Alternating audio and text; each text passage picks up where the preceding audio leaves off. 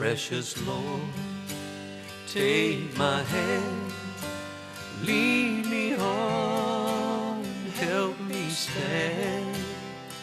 I am tired, I am weak, and I am worn. Through the storm, through the night, lead me on to the light. Take my hand, precious Lord. My hope is that this will help to break the spell. The spell that so many people are under.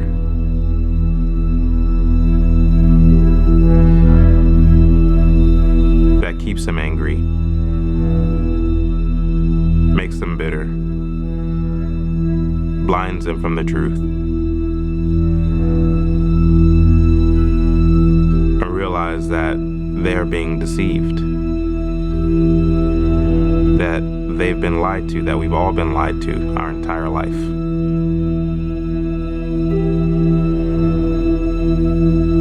My hope is that people will begin to wake up.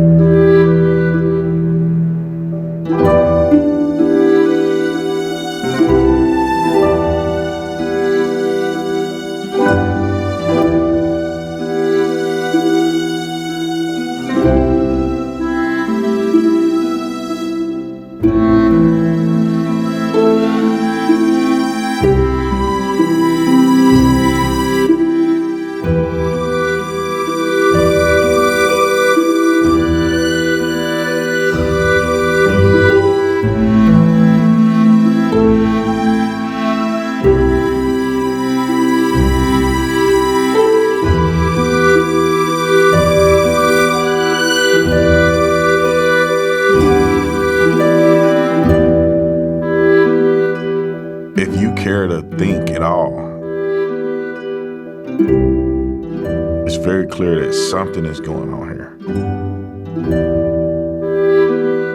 There's something to this, man.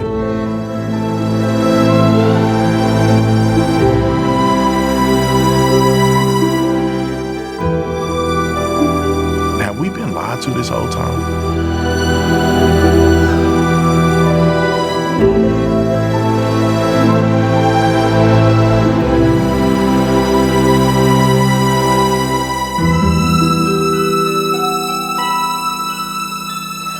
I'm here at Fort Monroe in Hampton, once known as Point Comfort, the very spot where the first enslaved Africans arrived in America 401 years ago in 1619. The atrocities my ancestors endured, packed and stacked on slave ships like pieces of property, brought to this country to build it with their blood, sweat, and tears.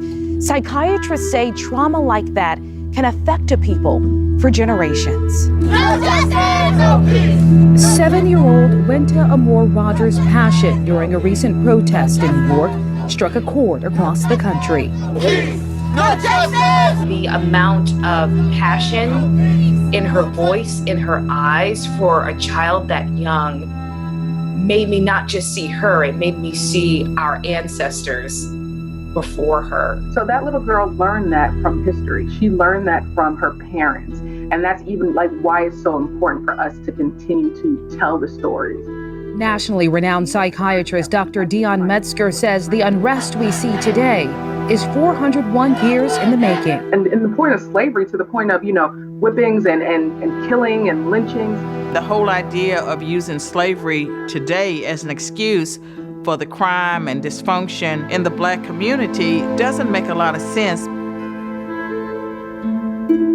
If you look at the Blacks that came out of slavery, they were relatively prosperous, and you did not have the dysfunction and crime that you see taking place today. Black people are constantly being told that because of slavery, because of systemic racism, that their anger and their bitterness and their rage is justified.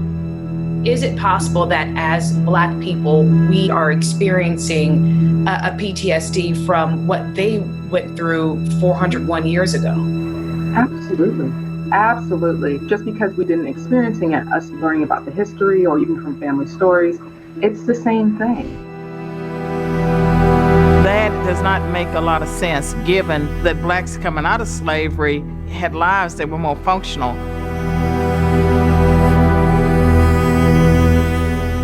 The functionality of Black lives at the turn of the century was because Blacks were deeply religious people. They adhered to strong judeo-christian values and principles. And to the extent that they get further and further away from those principles, I think that you see more dysfunction in Black communities because they've lost the anchor.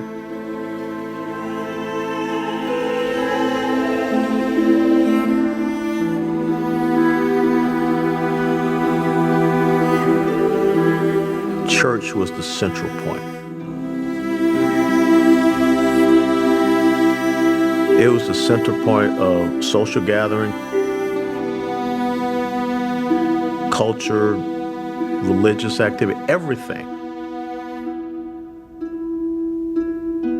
Every Sunday, you woke up, you had breakfast with your mom and dad, and then all of us came out of the house at the same time, and we start walking toward Sunday school.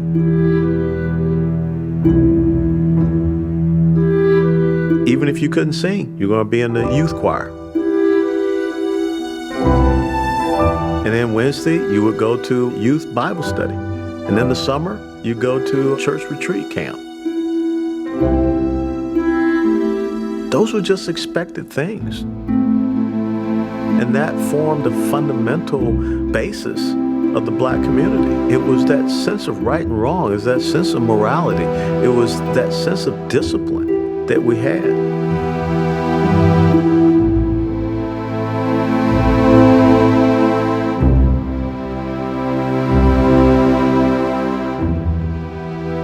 The church was producing hope.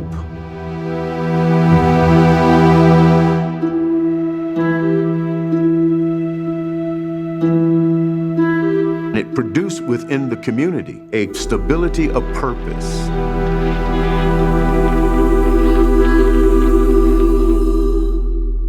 It held us together.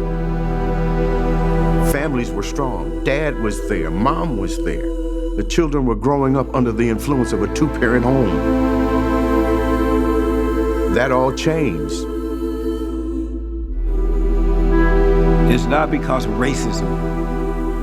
It's not because of police brutality. It's not because of slavery. It's not because of Jim Crow. It's not because of white supremacists and white privilege and all that crap they're telling you now. It's because of lack of character. This the gutter right here, you feel me? Niggas die for this shit, niggas die in jail for this shit. Exactly. You know what I'm saying? Like, niggas die for this shit. Niggas live for this shit. Nigga, I'm born and raised. Niggas in jail for this shit. TG. Free all the homies, everybody. Free Lil Dub, Lil Baby Dub. Black people lost character. Look at all the neighborhoods, the communities, the cities where blacks have taken over. When they move into those areas, they're very nice. But by the time the blacks are done with them, crime, homelessness, they don't paint their home, they don't clean up.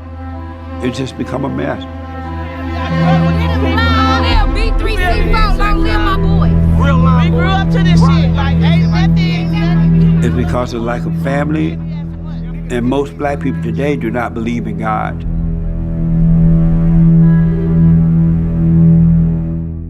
They believe about him, but they don't believe in him. It wasn't that way when I was growing up, but it's that way today.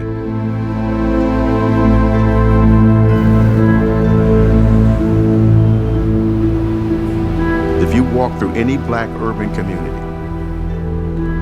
you see many black men standing on corners doing nothing. Get this paper up. That's the only thing you can do unless these niggas won't smoke, you know? Okay.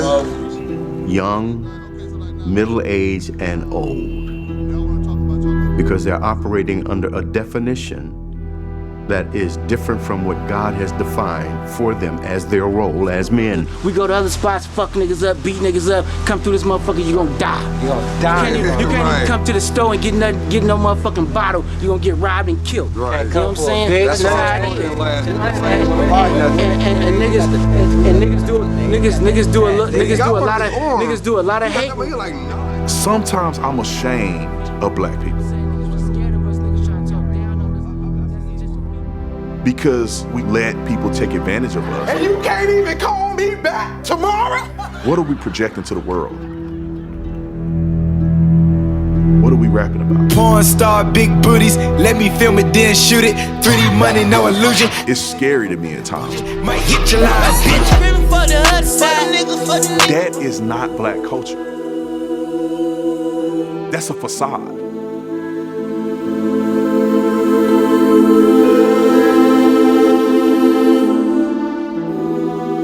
Throughout history, black folks were honorable. They had integrity.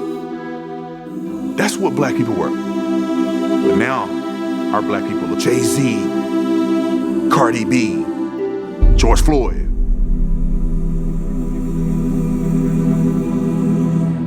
We like to deify our idols. Now that's after we've burned down our own stores. After we've destroyed our own neighborhoods. After we rob our own local businesses. After there are no more sneakers to steal. Then we'll paint murals on the wall.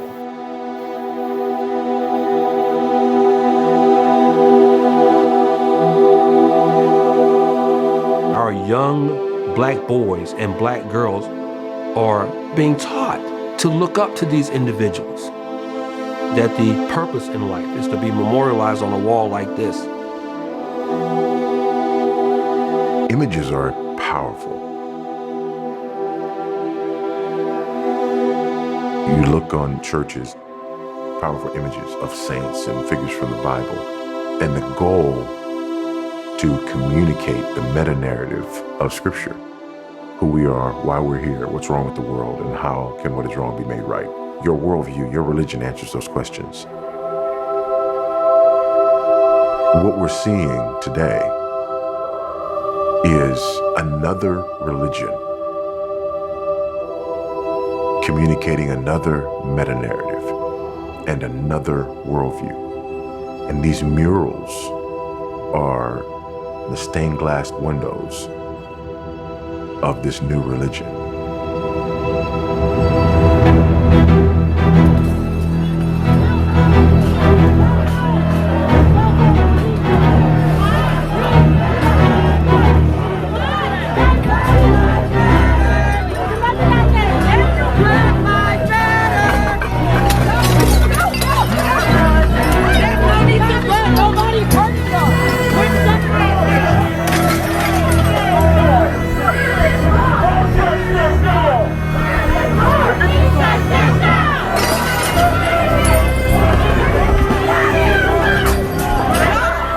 I wish we didn't have to do this. I wish it wasn't the case that these kind of things were going on, but they are.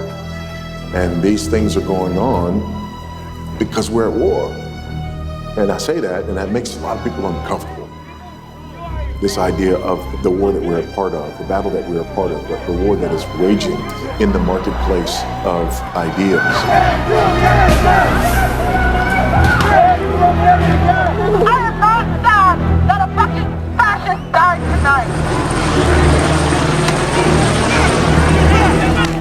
When we go to the marketplace of ideas, we have to be reminded of Paul's words. Though we walk according to the flesh, we are not waging war in the flesh. This is not an easy battle to engage in. Our adversary is vicious, unrelenting, and there are some who've been captured by him to do his will. What the police? Respectfully! I'm gonna fuck your wife. But remember this, when we walk in the flesh, we're not waging war according to the flesh. We're not at war with people.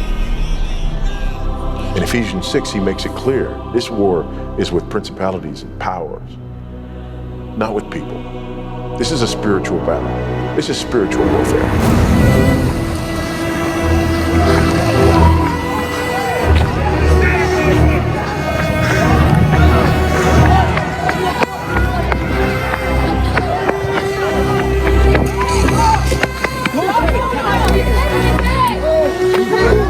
What happened? Holy shit! Call the police! Get shot! Call police! I see the supremacy of Christ being challenged. What did Marx hate? He hated God. This is a war against God. And I don't want to see people deceived. Why is Black Lives Matter important for the U.S. right now and in the world? Black Lives Matter is our call to action. He was concerned that there's a lack of ideological direction in Black Lives Matter. We actually do have an ideological frame. Myself and Alicia in particular are trained organizers. We are trained Marxists. Communism begins with this German named Karl Marx. 100 years ago, he created the theory of communism in one of his books. If you have the founders of Black Lives Matter saying that they're trained Marxists, how does Marxism relate to the black community? If you're talking about a community that is deeply rooted in the judeo-christian faith heritage, then how do you make that connection? This is the book, an official copy printed in Moscow, which explains that communism is based on two main ideas: that all religion is bad and that all private property is bad. Therefore, Marx said, religion must be destroyed.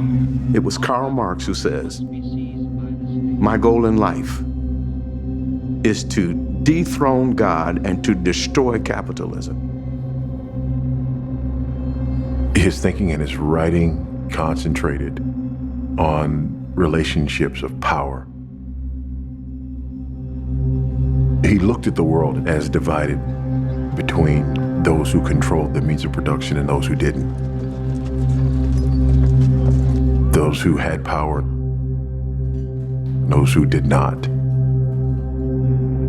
Those who were oppressors and those who were oppressed. The haves and the have-nots. The bourgeois and the proletariat. Karl Marx was inspired by inequities that he saw in society, and he felt that religion was behind the reluctance of people to actually rise up and overthrow the oppressors. He saw God as an enemy because Christians are willing to trust God in their circumstances. Karl Marx very famously said that religion was the opiate of the masses. We have seen that communism got its start in Russia during the chaos and confusion which followed World War I. They promised peace and food, but have brought only war, starvation to their victims. If the devil came with red horns and a pitchfork, everybody would run. He's a deceiver. This is a deception. Their message was seductive. It addressed their sorrow, addressed their oppression and their pain. They gave a message that says that we can help you with that. What they offered was attractive. Because what socialism promises is a utopia. It promises heaven on earth. That we can have that which God promises without God. That man is the ultimate intellect and ultimate entity in the universe. That he can construct and develop a utopia that will usher in peace, tranquility, and unity of the human race. A peace that the world has not yet known. And if we hunker down and come together all in pursuit of this heaven on earth, then we can accomplish that. What communism offers, what humanism offers, is a stolen version of Christianity that tries to erase God, but still satisfy that desire in the human heart to see all things made right. As image bearers of God, we understand right from wrong. What happens is these ideologies come along and they desire to have different outcomes. They desire to put themselves in the place of God. Karl Marx wanted to dethrone God because you cannot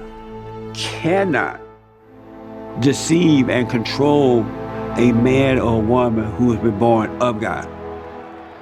He protects you by allowing you to see evil. You overcome words. You overcome culture. You are controlled by what is right. A person who doesn't believe in God is more susceptible to socialism, to communism.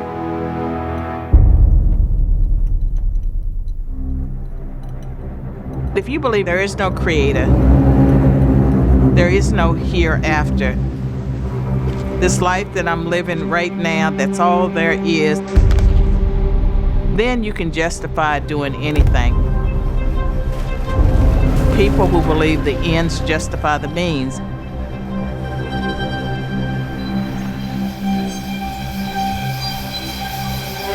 There's no reason why they would value human beings.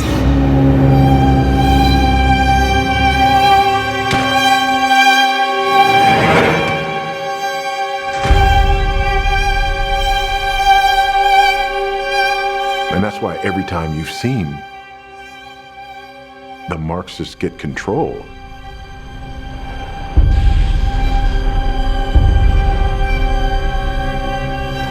it ends with tens of millions of people dead and a more oppressive regime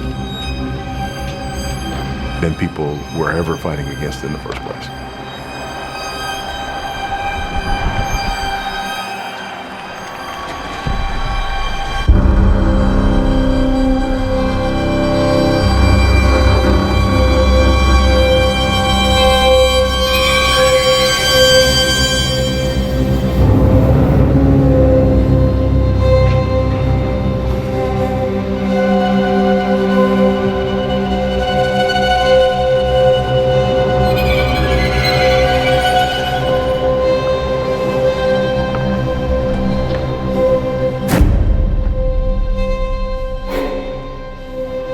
For me, it was real simple. As a young lieutenant back in 1985, I was on a deployment with my unit to West Berlin.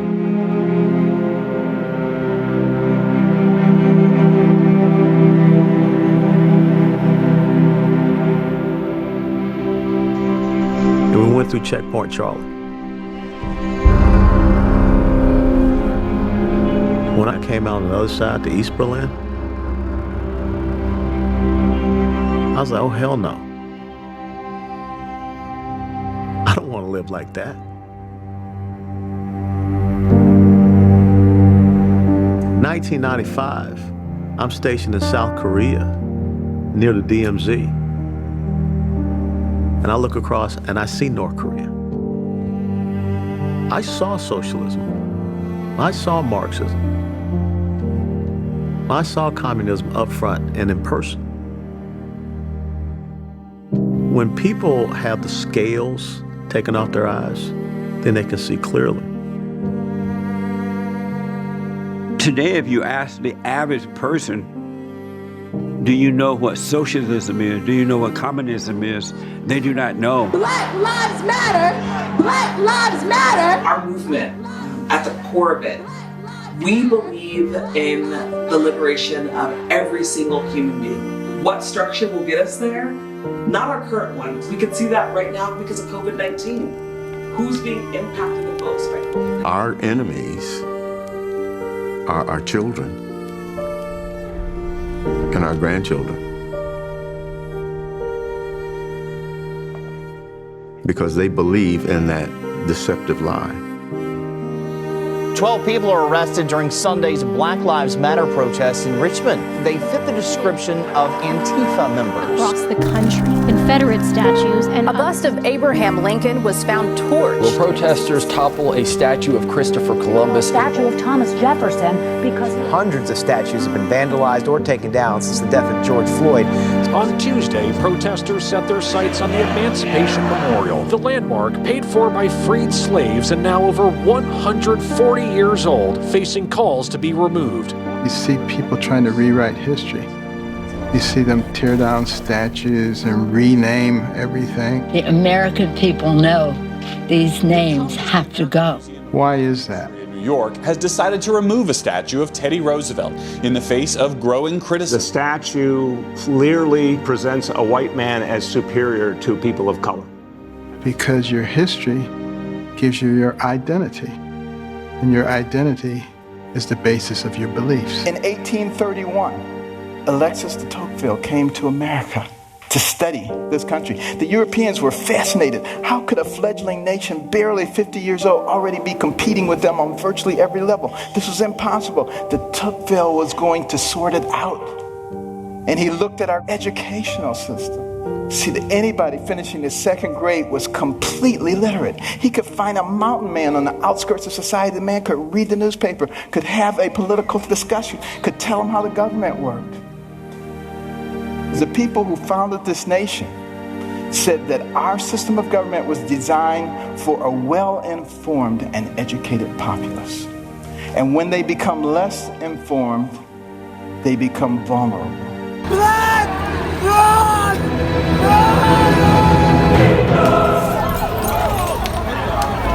We do not comply with the regime putting targets on the backs of black people,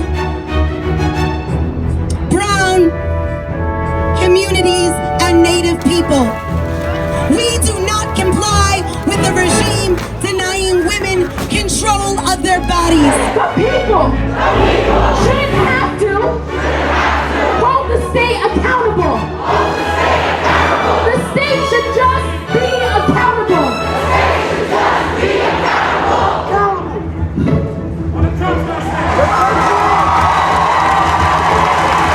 Power to the people. Power to the people. The communists have admittedly chosen the minds of our youth as a #1 area for their insidious attack.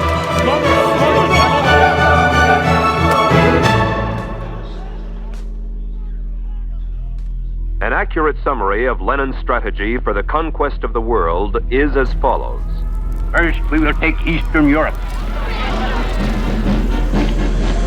Next, the masses of Asia.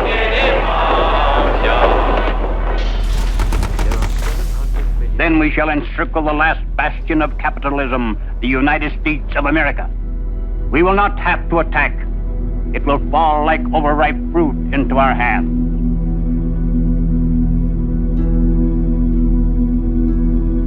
Antonio Gramsci, an Italian philosopher, a communist, who said this: we will never defeat the West with guns and conflict, but rather we will defeat them through infiltration. He was one of Karl Marx's disciples that pioneered the slow, gradual transformation of society. He writes and thinks extensively about Marxism. And he, like many Marxists, didn't understand why things didn't spread further. Why the Bolshevik Revolution of 1917 did not advance into Western Europe. Gramsci's the one bringing in this idea of hegemony. There is this hegemonic power that's communicated to the masses through the robes of society. These ideas that keep them in the dark about their oppression. This hegemonic power has to be dealt with. A culture has to be weakened from within. He writes about a new day. He calls it the new order. He says, in the new order, socialism will triumph by overwhelming Christianity through the institutions. The centers of gravity, the courts, the media, academia, entertainment, even religious institutions. Gramsci understands that you have to do this culturally. His ideas infiltrate many institutions in the U.S. And by institutions, I mean universities. And so out of that, we get cultural Marxism, critical theory, ideologies that are impacting our world today.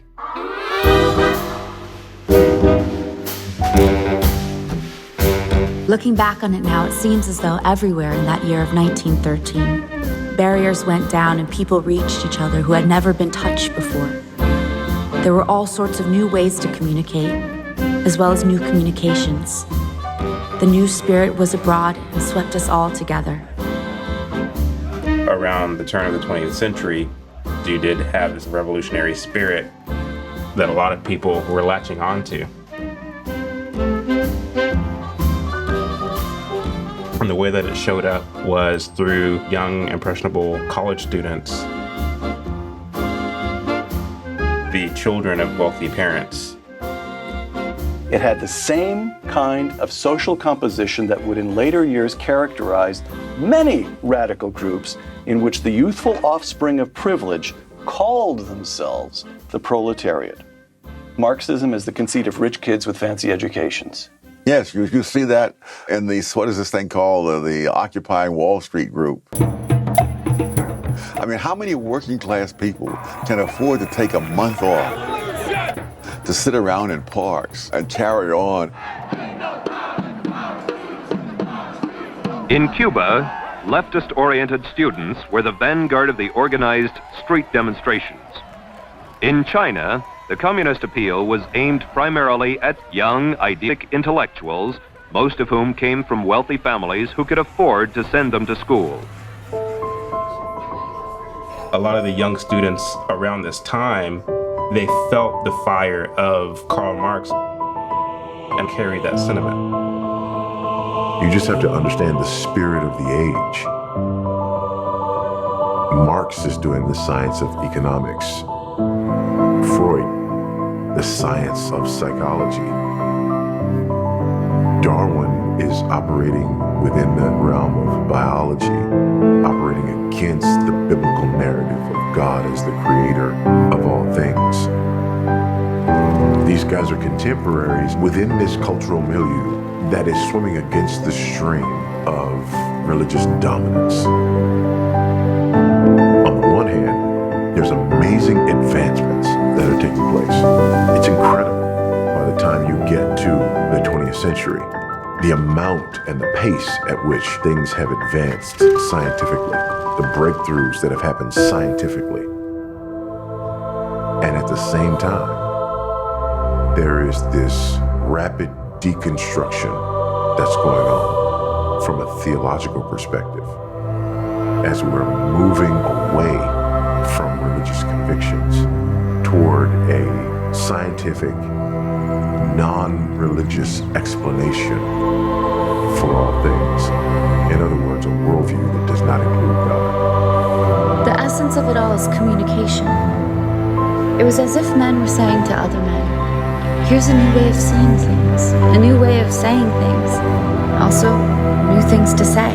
Mabel Dodge, she would have dinner parties where she would bring all these radical socialist thinkers together. Men like Walter Lippmann, Max Eastman, Hutchins Hapgood, Carl von Vechten, men who went and established themselves in universities and journalism, entertainment, and became what Mabel Dodge called the movers and the shakers. They began to infiltrate those institutions, starting with education. John Dewey. The world is moving at a tremendous rate. No one knows where. We must prepare our children not for the world of the past, not for our world, but for their world, the world of the future.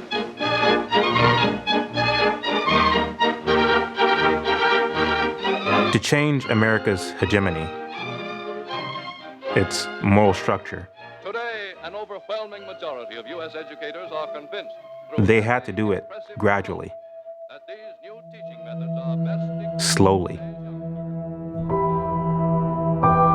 generation by generation.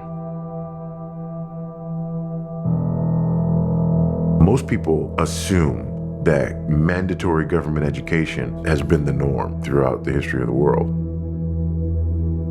It hasn't even been the norm throughout the history of America. Mandatory government education doesn't exist until the latter part of the 19th century. Before that, it was unthinkable that the government would be in charge of education. Education is not mentioned in the U.S. Constitution. It is not part of the purview of the United States government.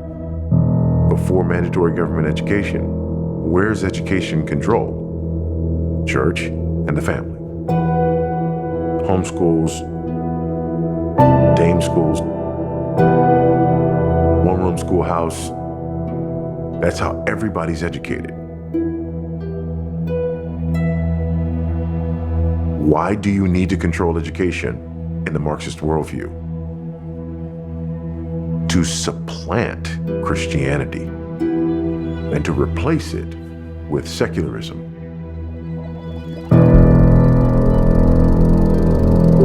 Applying Darwinian ideas and Marxist ideas to child development and education. In Tennessee, there's still a law against teaching the theory of evolution in public schools. That law was tested once in 1925 in the famous monkey trial. Now, the man being tried for his views was schoolteacher John Scopes, who was arrested for teaching Darwin's theory of evolution, that man was descended from monkeys. The Bible was used in schools all across America to teach values and culture. Bible reading was not something that people felt threatened by. His opinion of the Supreme Court decision banning prayer in schools, the president says, the Supreme Court has made a judgment. A good many people obviously will disagree with it. Others will agree with it.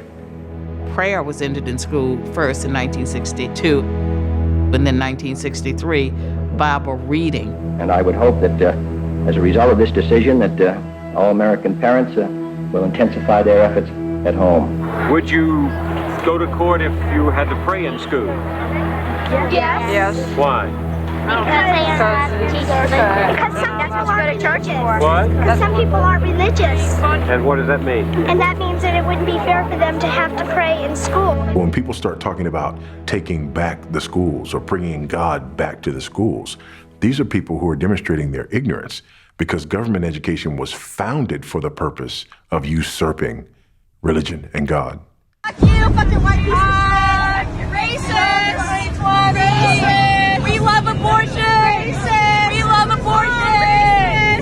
God isn't real. God isn't real. As those children become adults, they are naturally going to shift the trajectory of our country to fit this more egalitarian, collectivist worldview. Say his name, George Floyd. Say his name. We're seeing the outworkings. We're seeing the fruit of this ideology, and it's doing what it was designed to do. Jesus! It's all my pussy! Jesus! It's all my pussy! The fruit of an educational system that has totally destroyed our country. You're seeing the impact of Marxian ideas, the impact of secular humanism in the schools. Ideological subversion, that is a phrase that I'm afraid some Americans don't fully understand. When the Soviets use the phrase ideological subversion, what do they mean by it? Ideological subversion is to change the perception of reality of every American to such an extent that despite of the abundance of information, no one is able to come to sensible conclusions in the interests of defending themselves, their families, their community, and their country. It's a great brainwashing process which goes very slow. It takes from 15 to 20 years to demoralize a nation. Marxism-Leninism ideology is being pumped into the soft heads of at least 3 generations of American students without being challenged or counterbalanced by the basic values of Americanism. And you can see it quite clearly that the influence of Marxist-Leninist ideas in the United States is absolutely fantastic.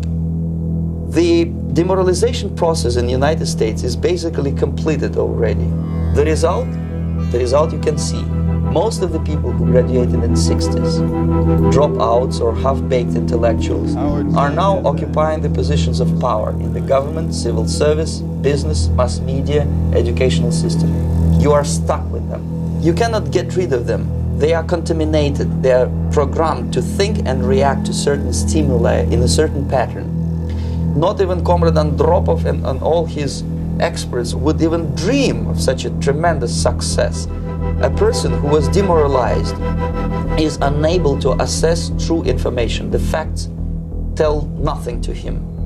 Even if I shower him with authentic proof, with documents, with pictures, even if I take him by force to the Soviet Union and show him concentration camp, he will refuse to believe it. When a military boot crashes his balls, then he will understand. Most of the American politicians, media, and educational system trains another generation of people who think they are living at a peacetime. False. The United States is in the state of war, undeclared total war against the basic principles and the foundations of this system.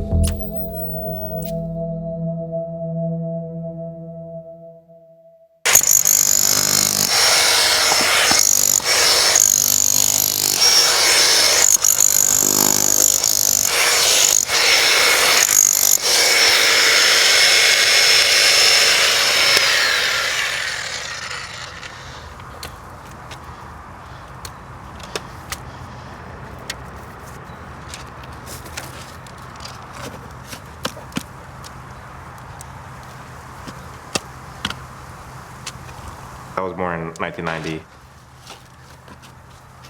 I remember every February you'd have Black History Month. Yeah. And we would learn about Harriet Tubman, Frederick Douglass, and Martin Luther King. Yep. And I remember learning about the things that they fought for. Mm-hmm. And I remember at an early age thinking to myself, man, slavery must have been real hard. Segregation must have been really hard. Thank God we don't live in those times anymore. Thank God we now live in an America where we have opportunities and we have freedom and we're now considered equal. I, Barack Hussein Obama, do solemnly swear. When I graduated high school, that's whenever Obama became president. You now see this growing narrative of, well, actually you don't have as much freedoms as you thought that you have. We still live in a systemically racist country. You just didn't know it. Right. You were just naive. America has shown us historically that maybe black lives don't matter in this country. It's amazing to me why we keep loving this country and this country does not love us back. When I leave my home for a jog, I might not come back. This is a serious issue. This is an issue for every single kid who says, is this my country? Why do they hate us? What does the parent say? When you realize that your child has now entered the world of color. It's ironic. Black people in America are the freest, safest, most prosperous Black people in the history of the world. There is no country in this world that a black person would rather be. Unless, of course, they grow up in this country. Then they're fed a lie that is so deceptive, they actually believe the opposite of that which is true.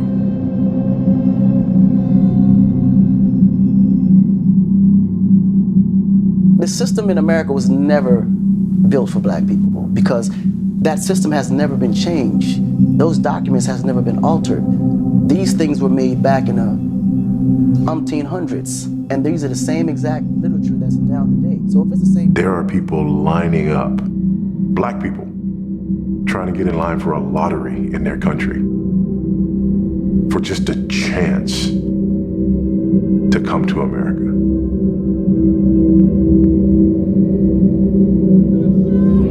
But if you hear many black Americans speak, you would think that this is a place, number one, that they shouldn't want to come to, but number two, that black people here should be fleeing from. The reason that that lie exists is because of power.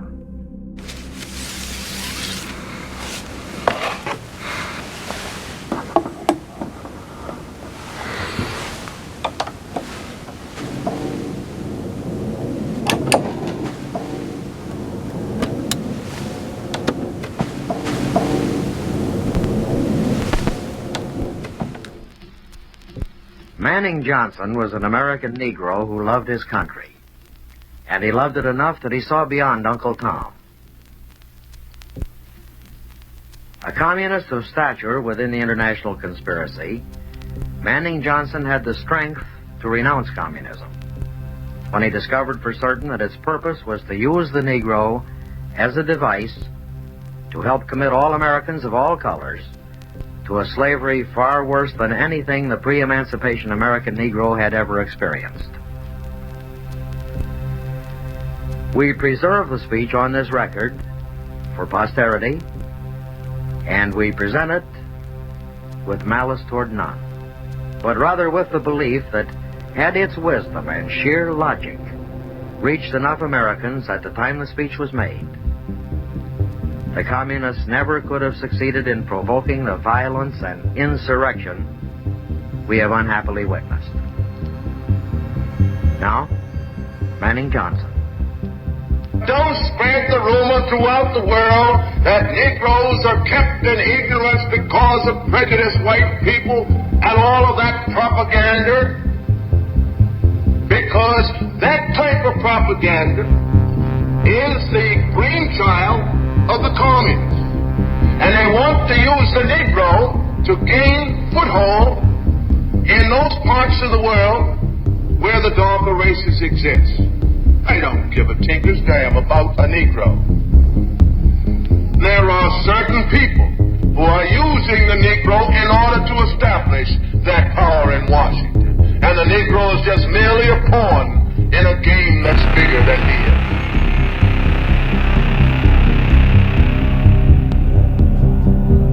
Black people were always ripe for use by the communists because many of us do come from situations of poverty. I'm going to be praying for you. I'm going to be coming back to see you.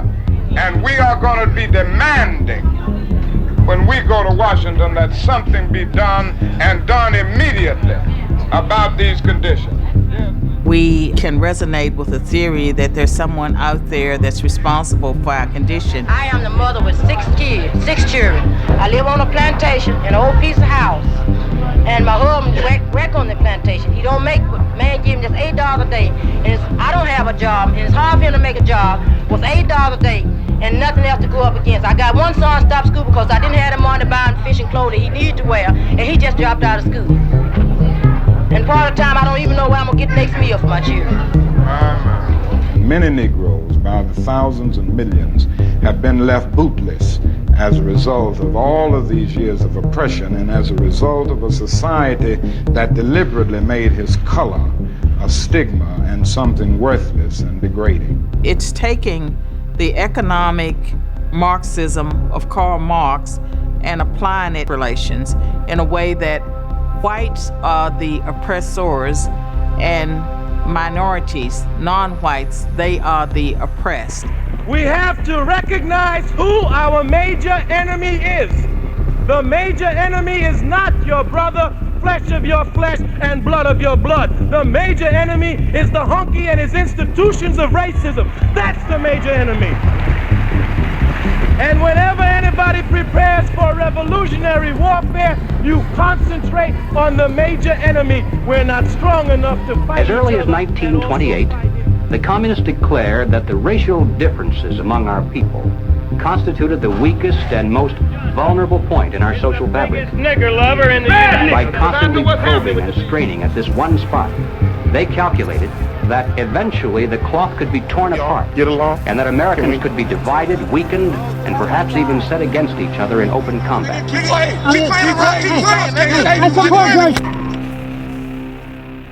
Charles, you want to eliminate whiteness. Is that true? I want to destroy whiteness, to be more specific, yes. And what is whiteness, and why do you want to destroy it? So whiteness is an ideological construct, right? It's an ideology, it's a set of behaviors and beliefs and practices that not only normalize the white way of seeing the world, but the white way of doing society. And so that structure has proven to be violent towards people of color, because it's the norm and standard by which we are judged, which is an inaccurate one. And so I think that needs to be destroyed in order for the liberation of people of color from white supremacy to take place. Now, to be sure, that is not to conflate whiteness with white people, although all white people do benefit from whiteness, and there are people of color and black folks as well who adopt ideological positions that are consistent with white supremacy. And again, that is a disappointment, and it disenfranchises and harms people of color. So I think that ideology and that philosophy needs to be destroyed. Oh, man.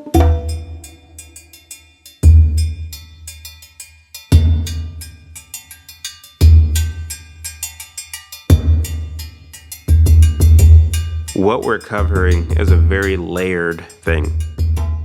We're talking about over a century of tactics, writings, education, journalism, music, film, all these different vehicles being used to carry out this ideology. Many of our people's minds have been whitewashed. If a Negro comes up to you and you turn your back on him, he's got to run to the hunky. We're going to take time and patience with our people because they're ours. They're ours. It's very clear. There was an intention to use black people Rotten, fascist, racist, to be a constant annoyance, Fuck you! Fuck you! Fuck you! a thorn in the side to America, Every black person out here, fuck all y'all! to affect change. In the summer of 1964, widespread rioting and looting suddenly broke out in Harlem, Rochester, Newark, Jersey City, Philadelphia, Cleveland, and Chicago, all within a few days of each other. It was as though an unseen hand had given the signal. As a Jew, I have a certain amount of, shall we say, congenital social protest inside of me. Because my people have been pushed around, from the beginning of time. Buffalo, New York, riots break out. I want to make it crystal clear that as mayor, that we will not tolerate a violation of the law. We will not tolerate criminal activity. We will not tolerate looting and pillaging. Power has always gone into two areas, those who have money and those who have people. We have nothing but people. And the politicians understand this. After 4 nights of violence and $100,000 damage, the mayor promises to do something about employment opportunities within a week, if they will cool off. We were only in there for about a month and a half when Buffalo blew. We weren't even organized. And even our critics... His name is Saul Alinsky, and there are still many to whom the name is meaningless. But to millions now, he is looked on as a savior.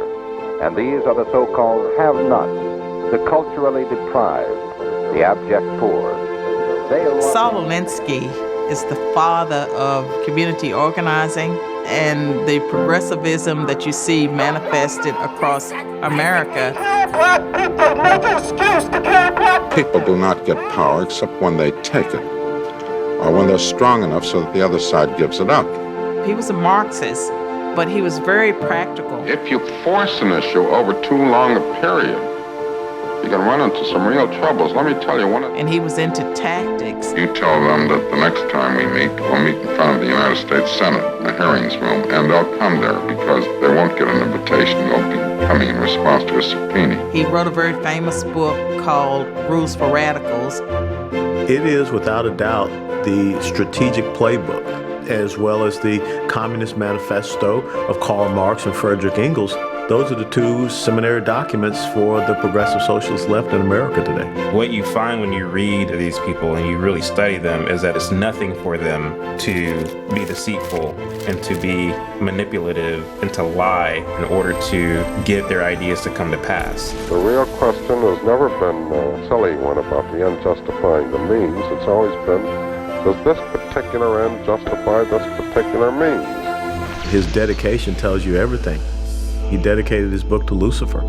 As being the first revolutionary to be able to establish his own kingdom. Now everybody understands what white power is because they own the banks. They have all the commercial power in the community. But they only have it at the expense. This is from the Canadian documentary that was done on Saul Alinsky, Organizing for Power, the Alinsky Approach. The Alinsky organization is often invited into a community by its churchmen.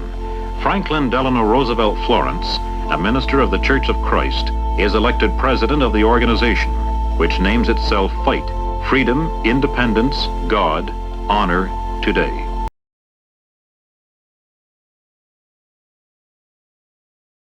Precious Lord, take my hand, lead me on, help me stand.